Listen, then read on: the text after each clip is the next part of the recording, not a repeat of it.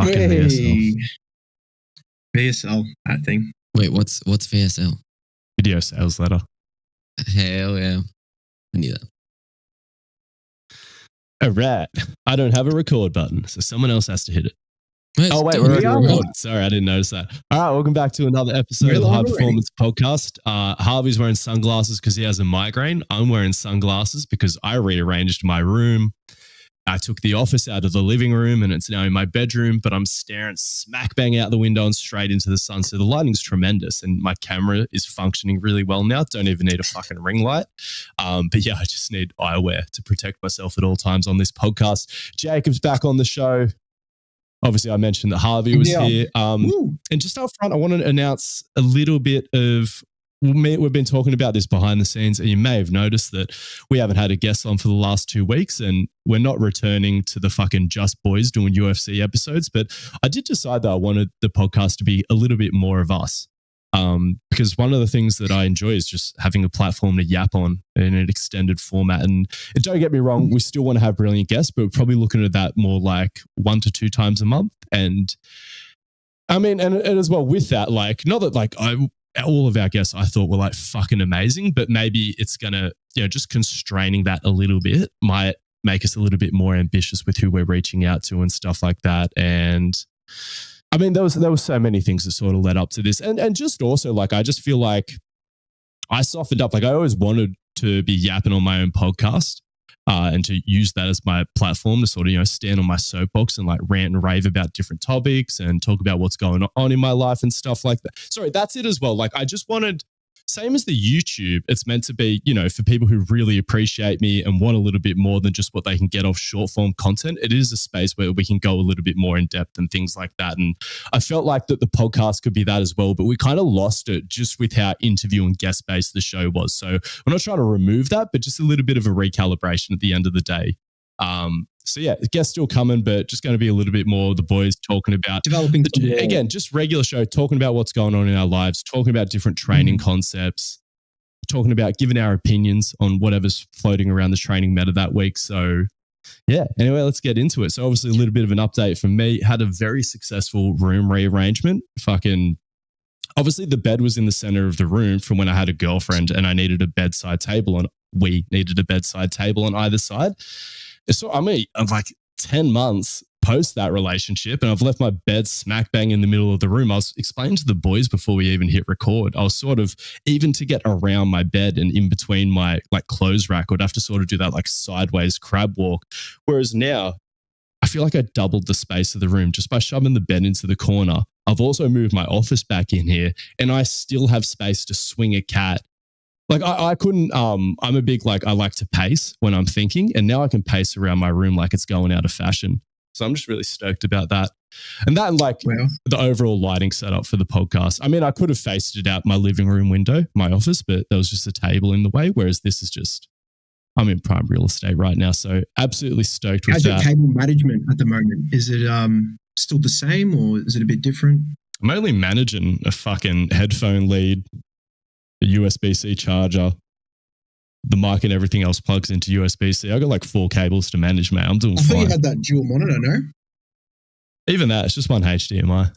Oh, okay. I don't have it plugged in at the moment. I'll whip it back in when I get back to the client updates, but we're absolutely cooking here. I did think about, though, I'm going to get my old keyboard out and just set up the home office just a little bit better. Just because again, like doing a little bit more office and admin work now, especially since I've reopened my one-to-one coaching books. Actually, that's the first topic we got to talk about. Well, a little bit of a rant before then, because I think everyone listening and who's been following along for a while knows that I've just been like fucking 1 foot in, 1 foot out with surfing S&C, or like, I mean, I haven't really even had a foot in it. Obviously I surf and I S&C myself and I have a lot of opinions on the way surfing S&C is done. I fucking hate it. Like, basically current state of surfing S&C, for anyone who's not aware, strength and conditioning for surfers has absolutely exploded. I mean, and it was an emerging trend even before surfing got put into the Olympics, but now that it's an Olympic sport, it seems to have a lot more like S&C sort of interest. And there's just so many cunts who are like doing their PhD in surfing S&C and they can't surf or S&C for shit. An actual PhD? Yeah, man. Yeah. So many people have done it in like surf specific things. When I say so many, I mean like I know of like 4 people I can sort of rattle off, and I'm not going to name them because I hate them all, and I don't want to shit on them unnecessarily. It fucks me up, man. I don't understand how you can not even do a cutback and then be like, yeah, I'm going to do my PhD in surfing so I can strengthen conditioning, but like can't fucking squat for shit either. And again, all of those things are just appeals to authority, but it's still just like, well, no, because they're just so shit at it, so utter dog shit at both the S&C and the surfing side of things. I sort of ranted about how like you need to be at a decent level in surfing to even understand the physical qualities or like what the nature of it is. Because I was ranting on the last episode, like all these wieners who can't actually surf again. And this is, I mean, anyone who can't surf has this perception that high performance surfing is about all these flowing and smooth transitions. And it's like, that is literally the fucking opposite of high performance surfing. I mean, that's just for one thing. People don't respect like the physical qualities that go into it. Does the preparation get real functional patterns? Yes. Yeah. It is just like even functional patterns. Functional patterns is too close to powerlifting for a lot of surfing S&C coaches. Like that's how fucking bad it is, man. Like it's the average one's doing functional patterns. Well. And it's whirling around with the cable stack and stuff like that. Fuck, it breaks my heart. But then, so funny enough, the guy who's winning the world tour this year, he doesn't have a surfing S&C coach. He just trains with an IFBB pro. He just trains like a complete nutter meathead, which is, it's funny because that's what a lot of these surfing S&C gurus tell you not to fucking do that. Oh, it's going to make him stiff. And guess what? Because, I said this on last week's episode. I used to be like, nah, you just control the dose and like the powerlifting style training won't stiffen them up, or just like the heavier lifting, you don't have to worry about that. But the more and more I look at Italo Ferreira, I'm like, I think it has a good effect. Like I said, like you don't want smooth transitions. Like big maneuvers in high performance surfing is about displacing water, doing huge punts, throwing a lot of spray in your turns. And that is all from aggression, not being fucking smooth and trying to like fit in with the wave. You're trying to tear a hole in the fucking thing. And turns out having strong hip and knee extensors is like really, really good for that. I mean, anyway, whatever. So, but my whole attitude has just been like, I'm doing so well outside of surfing S&C. There's no reason for me to go into this mess. Not my monkeys, but I was just like, not my monkeys, not my circus sort of thing. Just try to ignore it. But it's honestly got to the point where it's affecting my mental health. I was physical and not physical health, but like as in it's manifesting physically. I was on my beach walk yesterday morning and it just popped into my head, just like some of the S&C that's going down with a top Australian surfing talent. And next thing I know, I've got my fucking head in my hands. You know what I mean? Just like crashing out, thinking about it, having a physical fucking reaction, like thinking about cringing. The average nature of, I'm just like, this is not good. I got to do something about it. So we've made a bit of progress through manifestation. I think that was also, as much as it was a crash out, it was also like low-key manifestation. Because I don't have a surfer on my books. Well, actually, I do. My mate's dad. Shout out to Darvor, my mate's dad. He's in his 70s, and whenever I'm over my mate's house, shout out to my mate. Still lives with his parents. Nothing wrong with that. In 2025, it is what it is. He's still a successful guy. He just likes living at home for some reason. Doesn't want to pay those huge rent prices. But yeah, so I run into his dad a lot, and I hear about the things he's following. A lot of surfing S&C pages. But again, he trusts me as an authority on strength and conditioning. And he's like, so-and-so surf strength coach said I should be doing this. And it's always just like no big shit, being really neurotic about how you move and, making people scared of just like regular ass training that actually builds physical qualities and stuff like that. And I was like, fuck, like it made it so real. Like obviously my dad follows these pages. He's trying to maintain his surfing as he goes further and further and further into his 70s. Same with Darvor, my mate's dad. He's a little bit younger. He's like his late 60s. Actually, maybe Darvor is 70. Anyway, when Darvor heard that I was going to be training face-to-face again with the weightlifting club, he was like, I should come in and get a session off you. And I was like, you know what? Fucking A, that's some real impact. Fucking take a follow of Chris Mills, aka Surf Strength Coach, you fucking dog. He's not following I haven't forced Darvor to unfollow him yet, so he can't be further influenced by his no-cebic, overcomplicated bullcrap. But yeah, starting there. So not training anyone who's on the tour or who's going to the Olympics, but having a real impact on my local surfing community. You know, what do they say? Think global, act local. So that's how it starts. And one more thing. So I signed a water sports athlete last week as well. So shout out to Campbell Guthrie. Hopefully I'm saying that last name right. Gonna have to get a pronunciation off the big dog. But yeah, someone reached out and they're like, I want to win a Molokai. And I was like, I know exactly what that fucking is, because Oscar wanted to have a crack at that back in the day when he was chasing the surf life saving dream. And so the Molokai is, this guy competes at a national level in surf life saving, or even an international level. And he has goals there as well. But one of his goals that's sort of coming up in a couple of months, I think it's in mid-July or something like that. I need to double check that. But yeah, he's trying to win the Molokai board paddle, which is a race across the Molokai Channel between Molokai and Oahu. So it's depending on the conditions on any given day, it's between like a 4 to 6 hour board paddle. And going to try to win the damn thing. God, Aussies always put in a strong showing at this event because we have such a strong water sports culture. But I was G'd up. I was like, I want to train a fucking Molokai winner. Hell yeah. So he's podiumed. He's got fourths. He's competed in the race 4 times. And he was like, you know what? I'm ready to step up the S&C, step up every aspect of training, because he's getting to the stage in his life. Surf life saving is one of those sports where there's so much training. It can delay your career progression and working on your job and sort of stuff like that. So I think he sort of is getting to that point where he's like, I want to win a few of these things and then ride off into the fucking sunset.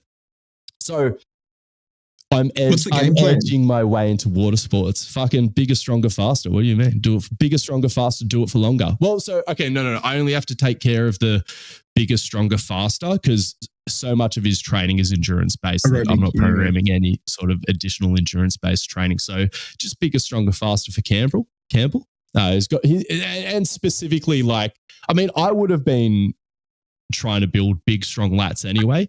But he does have a specific goal of, how much does he want to chin up? He has a specific chin up goal. So we are prioritizing that a little bit. But obviously there's some specificity to that goal as well. If you want to learn more about the general physical preparation training philosophy, we put together an extremely practical course covering all the different aspects of physical preparation, as well as a unit on programming, so you know how to tie it all together and produce the same world-class results that we get with our athletes. We've got pre-recorded lectures, a community page where you can ask questions and interact with the other GPP coaches, as well as monthly calls where you can ask questions live or just catch up and hang out with us. Check out the link in the show notes for more info. Anyway, back to the show. I was just going to say, when you were talking about the surfing S&C before, it hit me because I just never really thought about it as far as surfing goes. Are there problem areas as far as frequent injuries are concerned for surfers? Is there glaring obvious things you need to target? Because in my head, I was surfing wouldn't be that hectic on your joints because I'd purely been well, it's water based, so there's no that kind of thing. But then I stopped and thought about it. I stopped and thought about it. I stopped and thought about it, and I was like, man, they're constantly going fucking these ones, and I was just maybe they're constantly out here doing ACLs, but is that a thing? Is it is it bad in your joints? Yes, there are ACLs and there's considerable impact on joints for truly high performance surfing. So I would say it changes depending on what sort of surf you are. For your average person who's beginner to intermediate, it's you just need to be a healthy, fit person, and maximizing your overall health and fitness and just your overall general physical preparedness is going to make you more efficient in the water, and it's just going to allow you to surf more, because the big thing is you just need to surf heaps to get good at surfing. And there's a lot of people who suck ass at surfing doing watered down S&C, and they just do not have the physical qualities to compete for waves in an aquatic environment, and that's why they can't get good. And they're like, oh, maybe it's because I didn't do enough fucking thoracic rotations in the gym. It's no, cunt, you can't fucking swim. You can barely fucking swim. You can barely catch a wave. How the fuck did you think you were going to get good at surfing from dryland bullshit?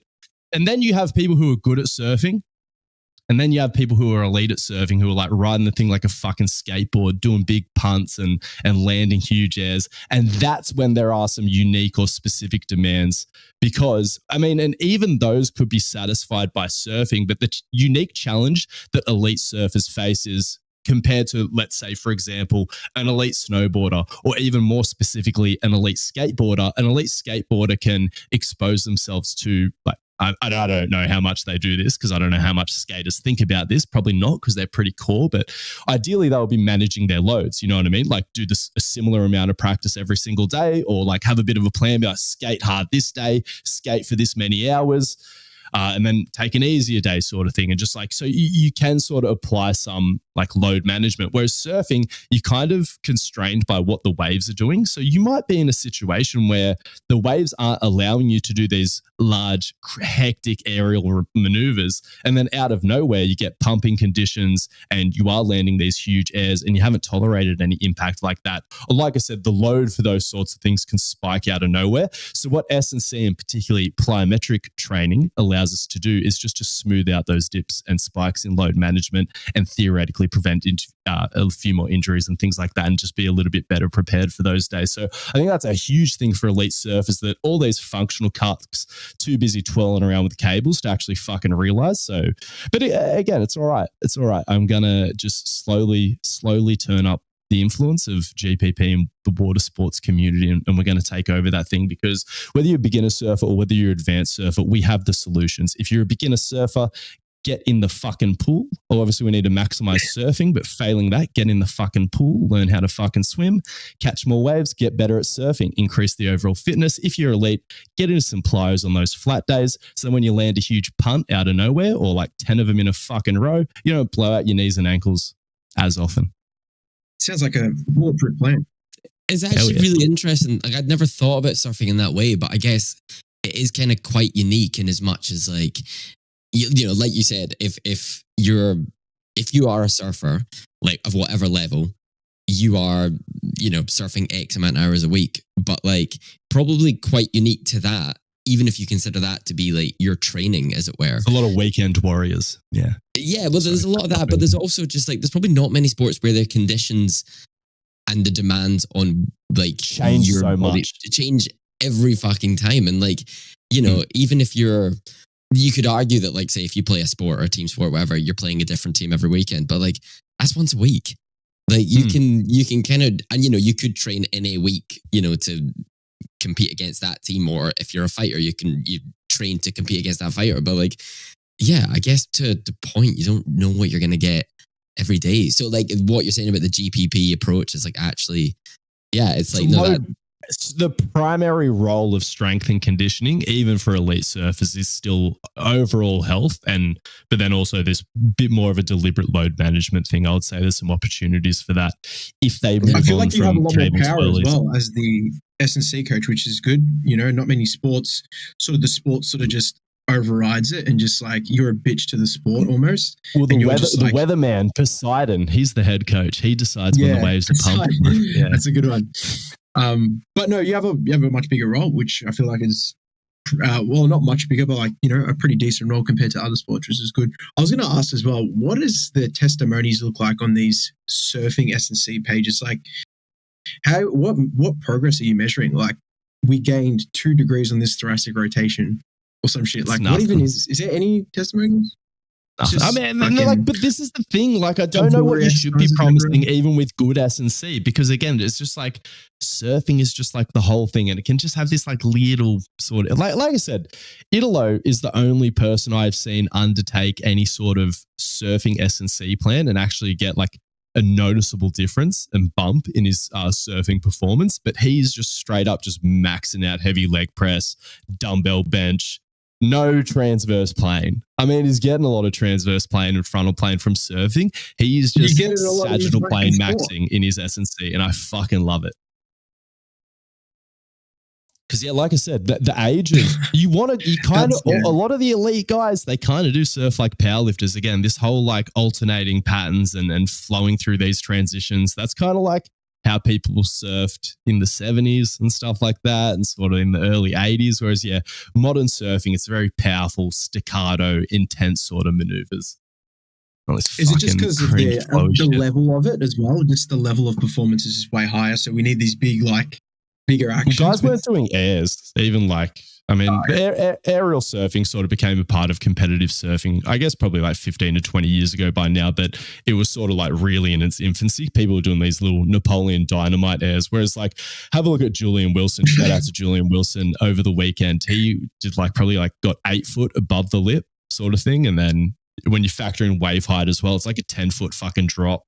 And again, you're on water, but when you're landing on a not a giant surfboard, like 6 feet of fiberglass foam, it is a pretty solid impact. Feels like landing on fucking concrete sometimes, even just the little bullshit that I'm landing. Can't imagine what it's like for him.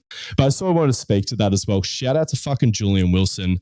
Doesn't have a surfing S&C coach, just built like a fucking Chad. He's like an inch shorter than me. He's like 5'10" or something like that, 84 kilos. Fucking absolutely built. Jesus. Anyway, so he's 37. He basically dropped off the tour in 2020 by choice because he was like, I'm sick of being in hotel rooms for quarantine sort of thing. And I think he was sort of like, am I kind of done? Am I sort of over the hill? Took a couple of years off, started up a surfwear / golfwear brand, Riviera Projects. And he is making a comeback to the tour. And part of that is like competing in a different series and sort of trying to win enough events to requalify for the Pro Tour. But there was a World Tour event down the road from his house, or about an hour down the road from his house last weekend, and he got an invite to compete in the trials. So you compete through a number of rounds and then you earn a wild card into the competition. He won the trials, and then as a wild card, surfed his way into the final. This is like, imagine like a wild card in tennis, like getting all the way into the fucking final. And we were nearly on for the fairy tale, but he got fucking robbed by the judges. But fuck, it's just so inspiring to see like a 36, 37-year-old Julian Wilson just surfing as good as fucking ever and just absolutely sticking it to cunts on tour. Be like, no, I didn't fall off the tour. I left by choice and I'm making a comeback now with my own brand as the sticker on the nose of my board. No major sponsor other than the shit he started himself. And I just think it's fucking legendary. Again, as someone who is, I'm in my athletic prime. Yeah. And sort of historically, I mean, surfers aren't known for looking after themselves too much. These days, they're kind of hippies, but back in the day, they used to be degenerates. I mean, Andy Irons died of it. Actually, let's not get into it. But yeah, there's some loose cunts back in the day. So I think, Sink and Pierce doing drugs, you know. So a lot of them sort of started to surf a bit worse, sort of in their early 30s sort of thing. Whereas nowadays, I mean, and Kelly Slater has never really been like that. And he surfed really good into his 50s. And again, just seeing people like Julian Wilson, who less in the party animal era, more in the family oriented era, they're surfing really, really good into their mid to late 30s, which as a 32-year-old surfer, it's inspiring the shit out of me because every day I'm like, when am I going to start getting shitter at surfing? And I am just putting up that fight. And I'm still progressing my surfing, but again, just sort of being like, when is that going to start to get like really, really tough? But then, like I said, just across the board and across, even just across like a lot of sports, we're seeing people perform later and later and later into their years, which is really, really inspiring. But even to the point of like non-pro surfers, like my dad and like my mate's dad, like guys just getting into their 70s. It used to be so rare to see surfers in their 70s back in the day. Yeah, it's getting harder, but he still has a red hot fucking go. So what a beast. Yeah, shit like that inspires me a lot. It's a good sign. Because I'm looking at it being like, still got 38 years of surfing. Like, let's fucking go. Yeah. Shit. Yeah. Just one other thing as well. Just wanted to thank everyone for the outpouring of support when I announced I'm starting a weightlifting club and getting seriously back into face-to-face coaching again. Just one, I had a bunch of people reach out asking if there's going to be remote coaching. You know, if you're not in the area, can you still be part of the GPP weightlifting team? And absolutely, I mean, you can sign up as a one-to-one client and I can give you an individualized Olympic weightlifting plan. Or there will be team programming coming, which is going to be very, very fucking affordable. So keep an eye out for that as well. We're hoping to launch that within the month. But as of next week, going to be in the gym face-to-face and available for weightlifting coaching. So really keen to just get into that. And like I said, it was also just people, just a lot of people. I was really appreciative that they reached out and just wished me well with the new coaching venture. So just very, very inspiring. Be like, oh, like these people think of me. And yeah, it was just really nice to receive that support. Face-to-face clients? I mean, no, because I haven't really spoken about it face to face. I haven't put up any signs around warehouse. I haven't advertised even on Instagram, be like, hey, this is when some sessions are going down, because it isn't going to be like book in a PT session with Angus. It's going to get trained like that. It is going to be, I'll have certain hours at the gym, and it's just sort of team training environment. And I think I think the biggest one is going to be the big Saturday sesh. I'm keen to have big Saturday at the warehouse with Team GPP weightlifting. Awesome. So like I think that's definitely going to be one of the sessions. Or? Semi-private team training. I think that's the way to go, because again, I'm thinking about accessibility. I want to make it cheap, affordable, sustainable for people. And yeah, we'll see how we go. It really is going to be, like I said, there's a lot of stuff moving on the fly here, so we'll see what it ends up looking like. But I'm fucking G'd up about it. And like I said, there's just a lot of weightlifters and stuff around the gym who I think would be keen once they sort of start seeing some things happening. And so did you say there's a team program, like as in like a online team program? I mean, that's sort of what I'm going to sort of hopefully have most of the people on, just have a really slick fucking team program that's a good representation of the GPP weightlifting philosophy. Awesome. But then I do want to have a more premium option available for people who just have strange schedules or unique needs or anything like that. So if you want to pay me $100 a week, I will give you bespoke programming. But yeah, I sort of think of it, I want people to be able to get like on the team program for like $20 a week or something like that. And obviously still get coaching and feedback through that as well. But like I said, I'm just not individualizing a program to your specific needs. But if you got some common sense, like there will be built-in auto-regulatory means in the team programming as well. So like I said, there's still flexibility in that. I mean, that is a big principle in sort of what we push here with our programming. Flexible and sustainable programming ultimately produces the best results no matter what you're doing. And it is something, among many other things, that has just been missing from, I mean, not just beginner and intermediate, but especially high-level weightlifting programming for fucking years. And we're here to change that. Changing the game. Lovely. The GPP group program is the best deal in strength and conditioning. For less than $1 a day, you get access to my programming, as well as access to me through a group chat where you can reach out, ask questions, or have a form check. You can even get a week for free before you commit to it. Check out the show notes for more info. I don't know if we spoke about it, Harvey, like what is the difference between the GPP approach to Olympic weightlifting and the way a lot of other people do it? Because again, like a lot of these ideas, I mean, weightlifters are sort of engaging with now, but it still needs to spread more. Is the answer Zercher? No. No. We love Zerchers, but like at the end of the day, like that's not necessary to be a good weightlifter. It's sort of not motherfucking people with like high volume strength training is a big one. Like it's very common for elite weightlifters to be doing like 9 or 10 weightlifting sessions a week, which is just like fucking insane in my opinion.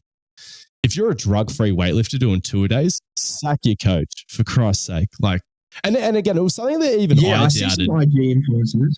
Dude, it's the classic high-level sprinting coach thing where they're like, oh, you don't understand because you've never worked with a high-level athlete. And you're like, all right, if that's the only way you can explain it, I guess I'll just wait till I get my hands on some talent, see how it goes. I was nervous with weightlifting, like training Dylan. I was like, fuck, should I be programming this cunt 10 sessions a week, or he's never going to be an elite weightlifter? But sure enough, we started him out on 5 days a week, bumped him down to 4 when he had a kid, and the cunt's absolutely smoking it. So just like once you actually get your hands on some elite talent, and then you're like, let me see if it works.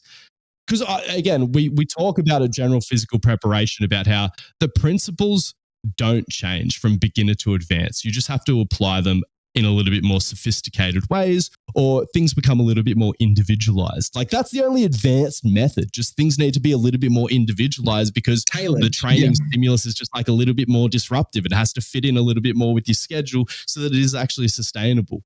So that's a big thing of what we focus on. And just the GPP philosophy, it integrates so well with weightlifting, especially people who find it a little bit later in life. Like a lot of the times we try to mimic Eastern, for example, Eastern European weightlifting systems with like, again, huge volumes of very specific weightlifting training. Having said that, all of those people in those systems that have got really good results from them. It's like they've been through some long-term athletic development and they've done a lot more general physical preparation back in the day. So that was like a big thing in the early development of the GPP. I mean, where GPP came from was basically that me just fucking doing dedicated Olympic weightlifting training, and then a fucking new weightlifter walks into the gym, or sorry, someone who just quit rugby over the weekend walks into the gym and fucking power cleans my max. And I was like, I think I'm just lacking general physical qualities.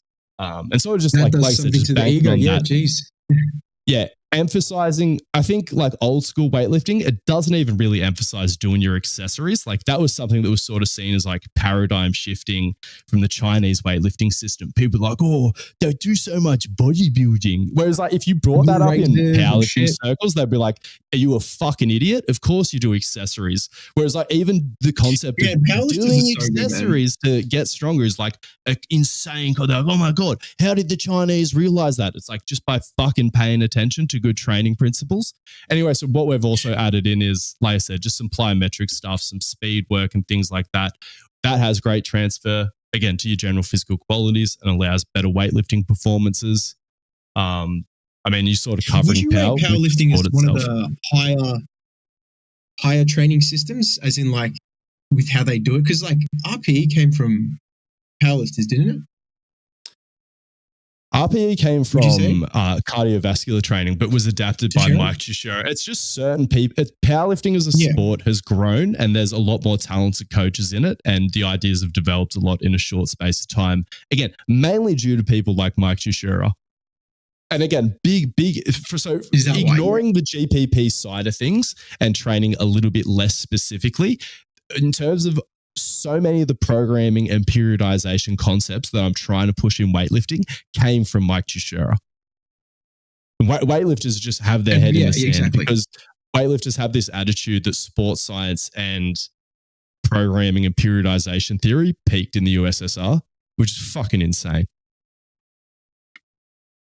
Well, not only has our understanding of stress and programming and training changed a lot since then, even if it hadn't, it's just a different society. It's just like their systems are a representation of the society and they fit a little bit more appropriately with that because, again, the USSR view of a person is that, you know, a little bit more rigid in terms of the expectations placed upon you and obviously not valuing things like autonomy and flexibility so much in societies like that. Whereas in the modern Western world, those are things that we value and they're big parts of our lives and there's practical implications for that as well. Which is, again, people just need a bit more flexibility and autonomy. I mean, that is just where modern coaching is heading. It's much more collaborative and less authoritative. Am I saying that right? Yeah. It's also been good. So there's been some Olympic weightlifting coaches that are obsessed with saying things like Olympic weightlifting's a power sport. Which is like true in some ways, a little bit dogmatic, but yeah, even they've sort of flicked back to the GPP thing recently. So that's been really validating because, again, big thing that GPP pushed is, you know, we do strength training. Like obviously that's taking care of the things that are slower than weightlifting.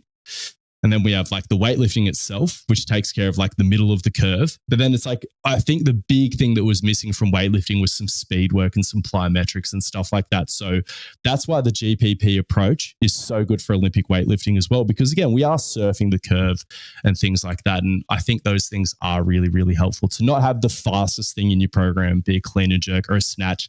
But again, we didn't really fall for that trope of like, but you have this amount of time to produce force in a clean. So we're going to orient all of our training around that. Like, because it was weird. They were saying things like strength training's bad because it's slower than weightlifting for a bit. And I was like, ugh. Or like getting stronger is going to make you slower. It's like, ugh. Like, again, all the things that a lot of dumb track coaches say when they don't understand how to dose strength training appropriately. Because again, like a lot of people who are shit out at getting people stronger, their only way to do it is to increase the amount of strength work that someone's doing. Whereas again, sometimes you just got to live or die by the minimum effective dose. Because again, that's where a lot of these issues around strength training arise as far as like making people slower. It's like, no, they're just fatigued because your strength programming is so fucking bloated. Sorry. Looking from the outside in as well, it's like, like if power is king and stuff like that, like how sustainable is that programming if you're like, apart from someone that has a living off of this shit and just rocks up, does the training, like the enjoyment factor, I don't think it would be there for long. Like, how much longer are you going to be like, oh, I beat my, bar speed this week. Oh, I beat my. Well, and then those are some of the good things about it, sort of thing. Yeah, because I was actually that's what I mean. That's what I'm acknowledging. Yeah, so the post about what was it? Like, for example, I saw a weightlifting coach in Australia post. They were like, if sprinters time their training, why don't weightlifters time their lifts? And it's like, well, because it's the weight on the bar that wins you the competition. That's like saying, like, if weightlifters measure the weight on the bar, why don't sprinters measure the weight of their sprint? See how like dumb that sounds? And like, so I don't think that there's anything wrong with measuring the speed of your lifts, but it is just more data at the end of the day. And it is a lot of noise. Like, they're just measuring things and they'll decide that that's a KPI. But ultimately, the KPI is just snatch and clean and jerk more. Like, ultimately, that is the thing you should be most interested in measuring. And it's okay to pay attention to other things. And even when they're not directly correlated with performance, I think having more things to measure can be great for training motivation. Like, a lot of these people, they're hitting wattage PBs week in, week out. And I think that can be really motivating and it can potentially contribute to training. But then, yeah, I think a lot of them have gone to try to PR their snatch and clean and jerk and just fucking plateaued. And it's like, well, yeah, that's because you, again, going back to like, that's why the speedier lifts isn't the most important thing. The most important thing is that you're over time clean and jerking and snatching bigger weights. And like I say, if wattage PBs are leading to that for you, that's awesome. I just think there's a lot of people that are a little bit confused with that at the moment. It's good to explore new ideas, but when you notice people just abandoning everything that they were doing before and sort of going all in on it, it's a little bit like, let's put the velocity trackers away and just remember what the sport's actually about. Do you think that you have a good eye for being like, oh, that was faster than last time, that's slower than that last time? Is that all you really need? Or like, well, yeah, it's like the minimum velocity to snatch and clean and jerk exists. But it's just weird because you can get people snatching and clean and jerk and really big weights without ever paying attention to that. And that's not, like I said, it's not to say that it's wrong to pay attention to it. I would question whether it's how much emphasis you want to put on it. Because again, just like a lot of the results I'm seeing is like all these coaches week in, week out be like, look at all these PRs we're hitting. And again, wattage PRs.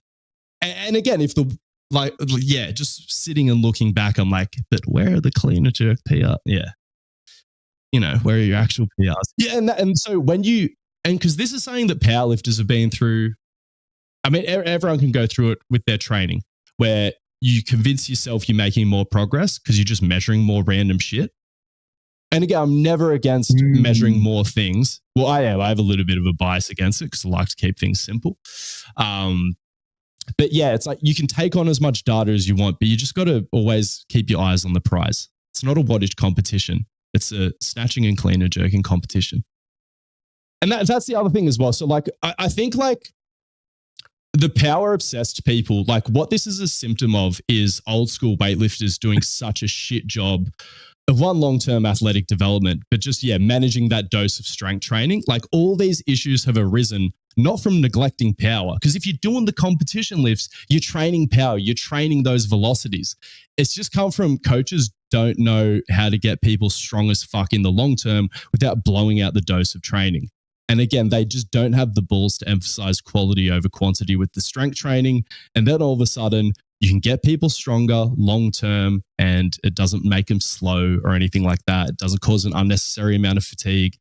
Again, these are skill issues with coaches who suck at strength training more than anything. We absolutely love doing this show. And one of the most exciting things for us is watching it grow because it means we can commit more time to it as well as have access to better guests to bring you even more quality content. One of the most impactful ways you can help us grow the show is by shouting it out, screenshotting this episode, and sharing it on your stories to let people know that you're listening. Don't underestimate how influential you can be on helping us grow this show, and we appreciate it so much. So this might be completely irrelevant and not that interesting, but I thought it was vaguely interesting. So I was watching this thing with a current interim heavyweight UFC champion Tom Aspinall the other week, and basically, people always go on about how quick he is and quick he is for his size and everything, and everyone was like, how did you get so quick? Like, do you train that? Blah blah blah. Like, do you have anything specific?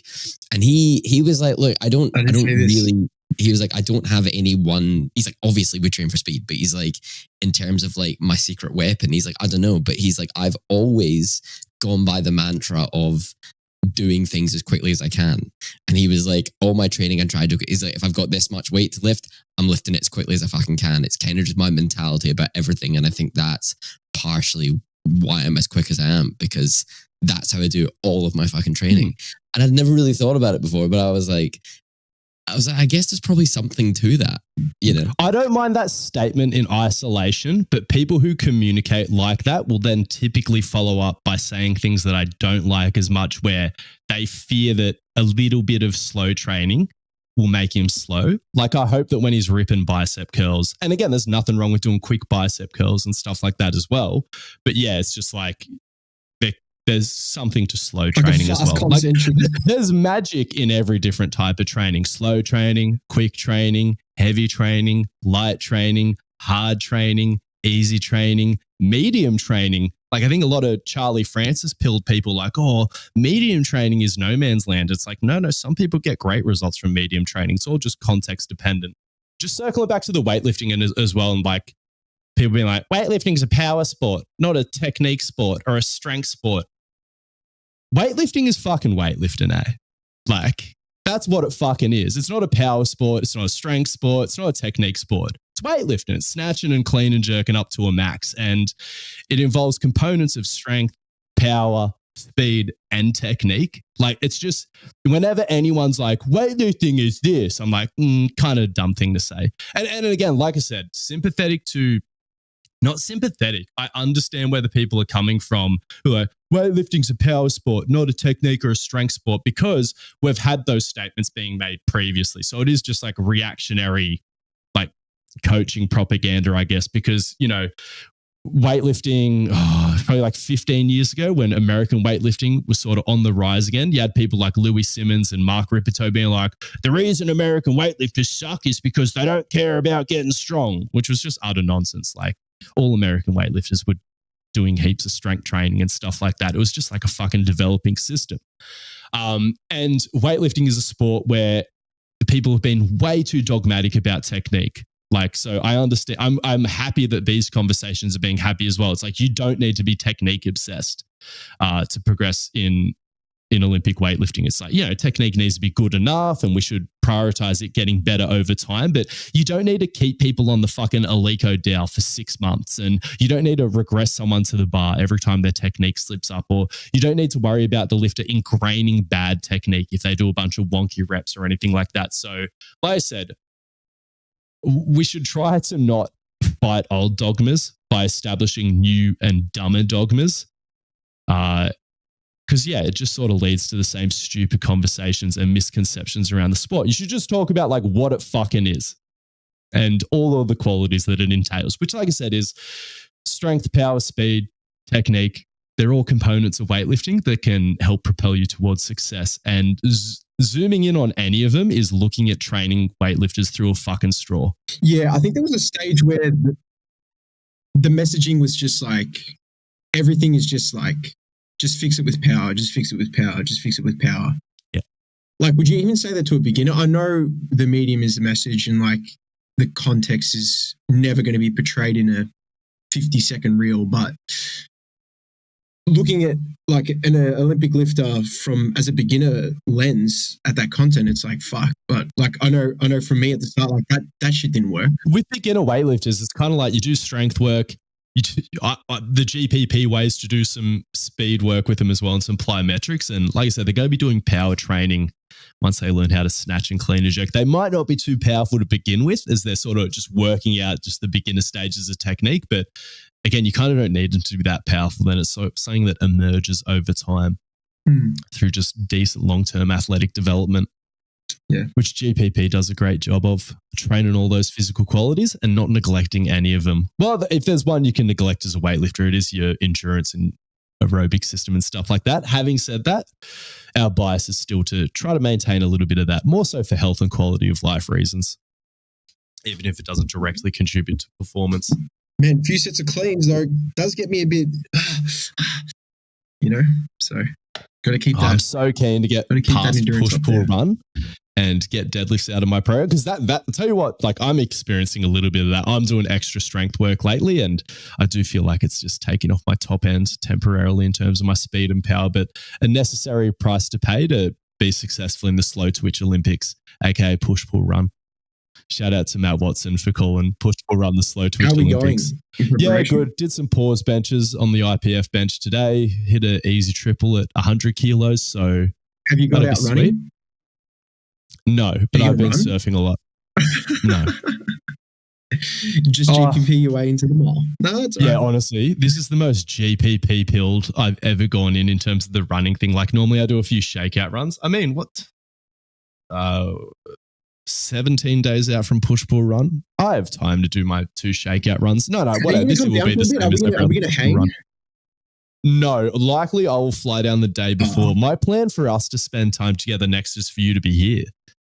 Got to get Jacob up to the goal. Got to get all the GPP crew within a kilometre square radius, because obviously Harvey's just down the road from me.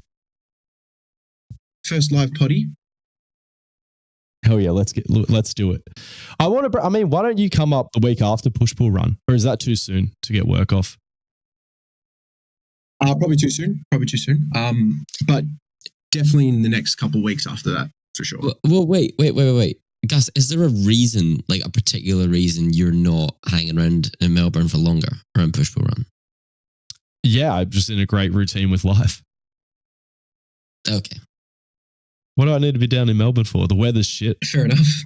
But further from the beach. No, Jacob said that's fine. I love my day. Outside of Jacob and Melbourne strength culture, there is not much for me down in Melbourne. No, fair enough. I was just checking in case you. And that's the other thing. I'm just on a good run with surfing, and like training is disruptive enough for surfing as it is. I don't want to take more time away from the ocean. If you really twist my arm, I'll come down to Melbourne as well. Is all I'm saying. All right.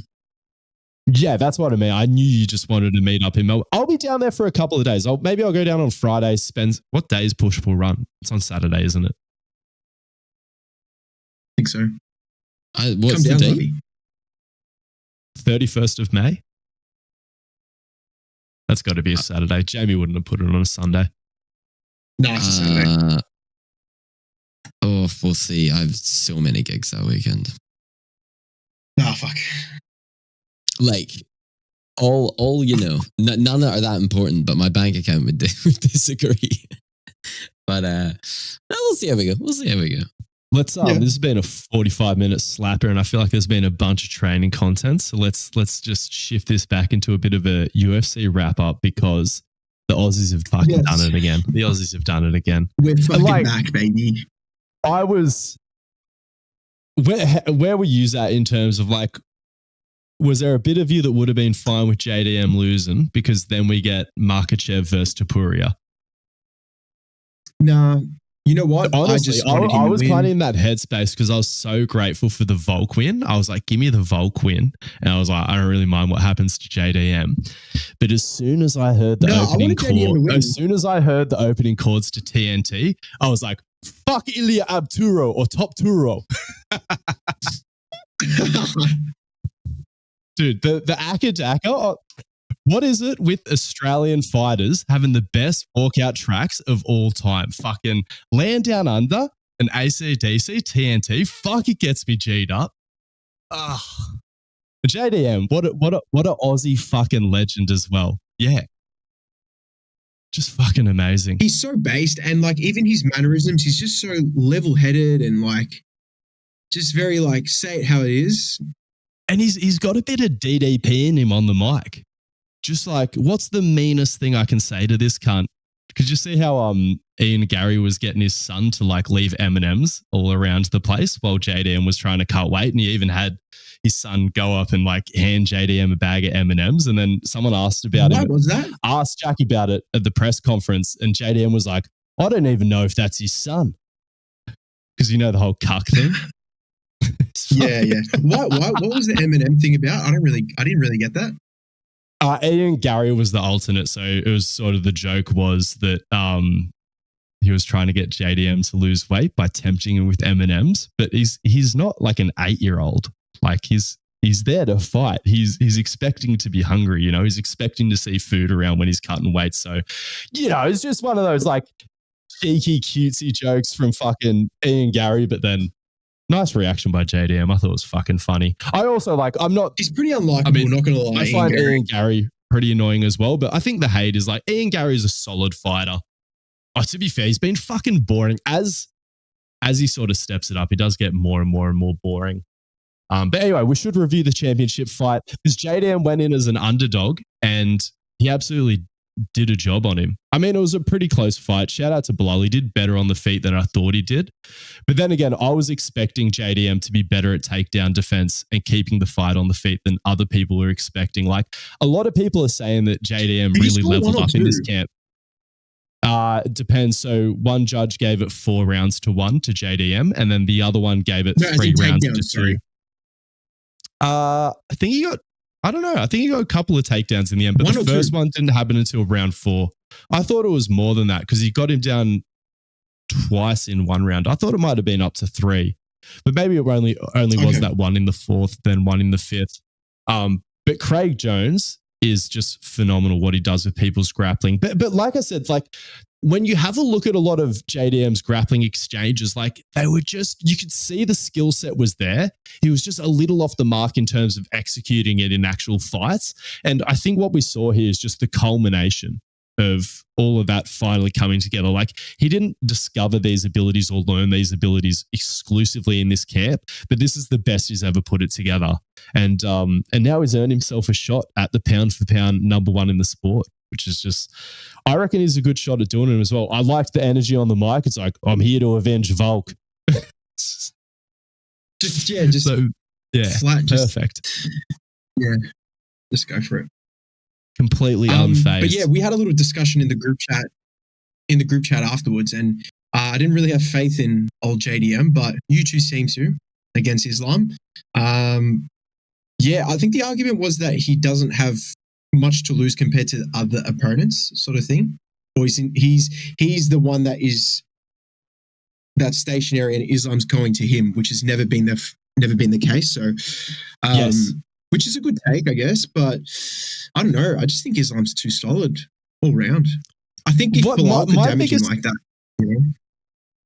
Well, yeah. My biggest skepticism, though, is, I don't know, everyone talks about how big Islam is for a lightweight. I just don't see it. Like, because did he look like he was outsizing Volk? Like he was bigger than Volk? He did? Yeah. 100%. Like, as soon as Volk and him are anywhere near each other, I'm like, my Volk glaze knows no ends. Yeah, that was crazy. I'm curious to see what they look like side by side. And like I said, I know he's not going to be like massively outsized, but I just wonder if Islam will lose some of what makes him great at lightweight. And I'm not saying it's this thing where he's not gaining anything by moving up, but I'm questioning how much of an advantage it is him not having to cut that weight, because I think it's him weight cutting that does create his biggest advantage, or emphasizes it. Like, obviously, he's a tremendously skilled grappler. He's not just bigger and stronger than everyone, but I think losing that, it's going to make life hard. Doesn't he walk around at 180? I mean, fucking flyweights walk around at that weight. Walking around at 180 is a small welterweight. That's what I'm saying. Like, you better be walking around. And again, obviously, he can't be walking around in off-season welterweight shape when he's competing at lightweight. But yeah, and okay, here's one other thing I'll say. If he plans on going back down to 155, he's going to do the Max Holloway jump up. You know how people talk about a lot of the reason for explaining Max Holloway's performance when he moved up initially to lightweight is he just sort of didn't cut as much rather than genuinely trying to put on some mass and build into the weight class. Some size, yeah. if Makhachev wants to go back down and fight at 55 after this to like try to defend being double champ, if he can even get the welterweight strap, I just don't know if it's going to work out that well for him. Might even just have weight cutting issues and then get fed by Islam as well. So, but anyway, like I said, the next couple of fights for both Islam and Topuria, whatever divisions they're in, it's very interesting stuff. And I can't wait to see how it all pans out. The next 12 months, I'm going to find out a lot about our pound for pounds top in the UFC. Yeah, for sure. And I don't know. I just kind of feel that way where, I think what we were kind of saying in the chat was that I just feel like there's so much like fear surrounding Islam in his current division, and I think that's also warranted. Like let's be real. People have been talking about that division as the most dangerous division in the UFC for a long time, and he's come in and cleared it out.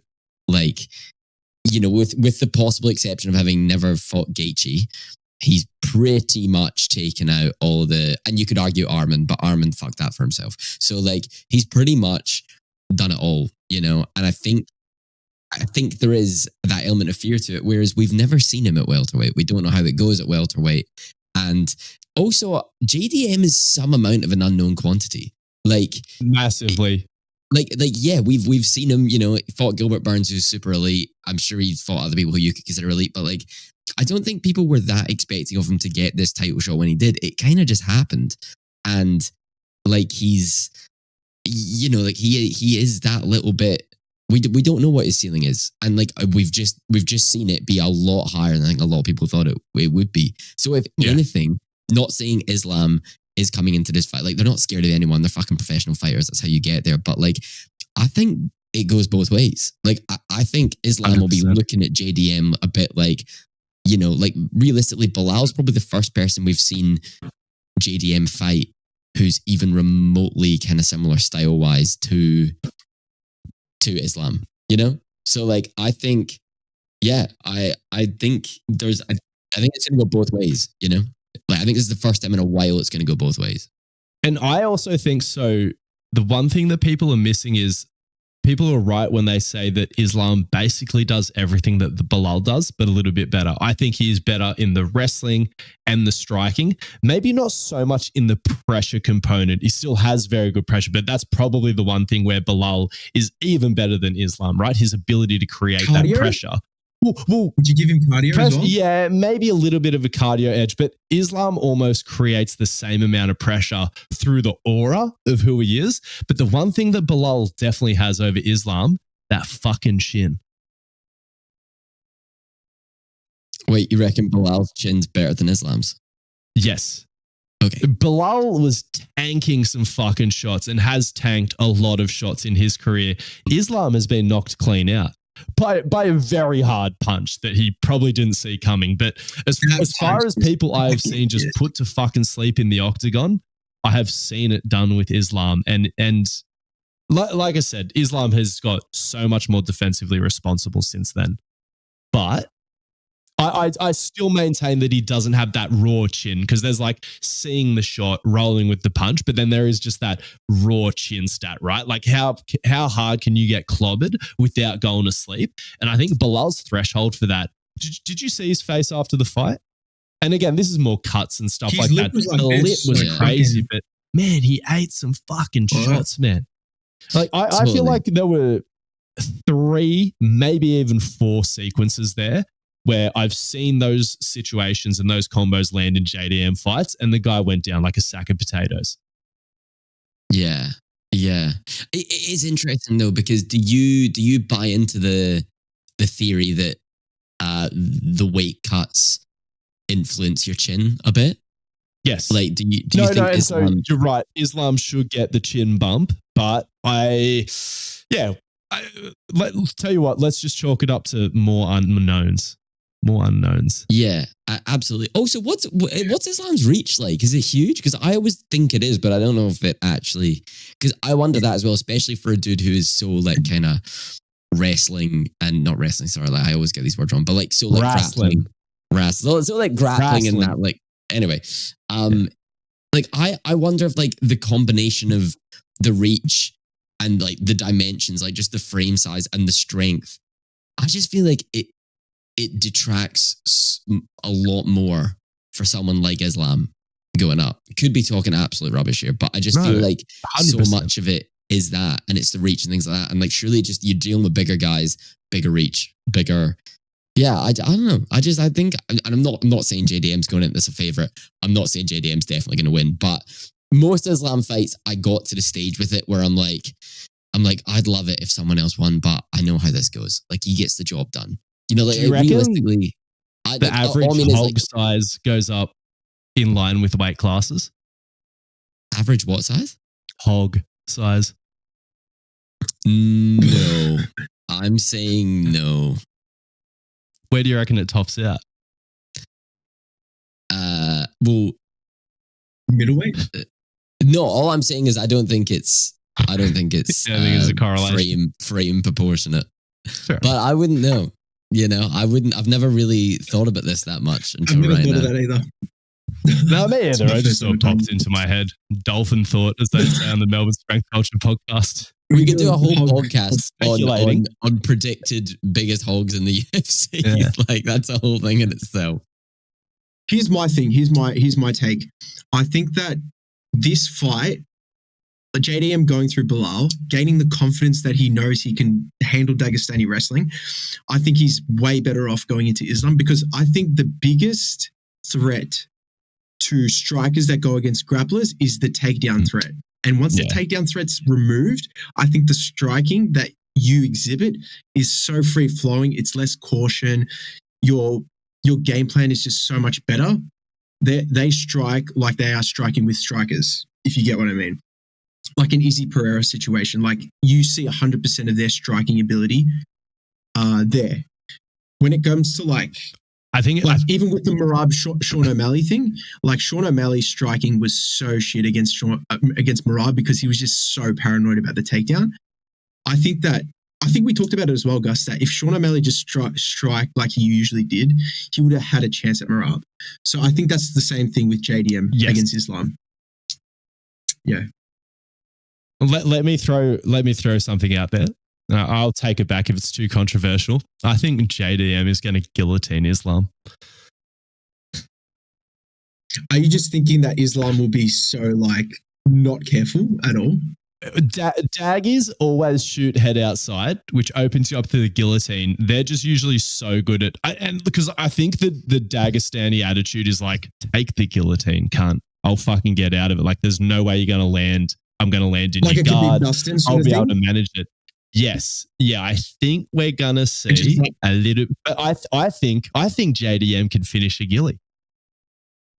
I think Craig is going to set him up with some fucking nonsense. I think Islam might see and feel some things that he hasn't seen before. I mean, both gentlemen are going to experience that through the night. I have no doubt that Islam can show JDM some things that maybe Craig has never exposed him to in the gym. But there's just a little bit of me that I'm like, JDM's the kind of wily competitor that'll back himself to do it.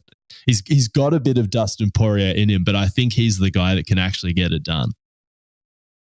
At some point, I'm saying it now, at some point, JDM pulls a Hail Mary gilly on him and maybe gets the job done. I just think that JDM, I know this is probably a shit take, but it's going to look a lot like that Dustin fight, but just with someone heavier. Well, and that's what I'm put 15 pounds on DP. How do you reckon? Put 15 pounds on both of them, I guess. Yeah, maybe it is a weight thing, but I think JDM, in a way I almost can't describe. I don't know. I think Poirier was possibly too set in his ways. You know what I mean? I think Poirier was possibly trying to add all these intensive defense mechanisms when he was kind of too far into doing what he does. Whereas I feel like JDM is I think he's just doing a better job of implementing these things. He's 28. His brain's a sponge. Yeah.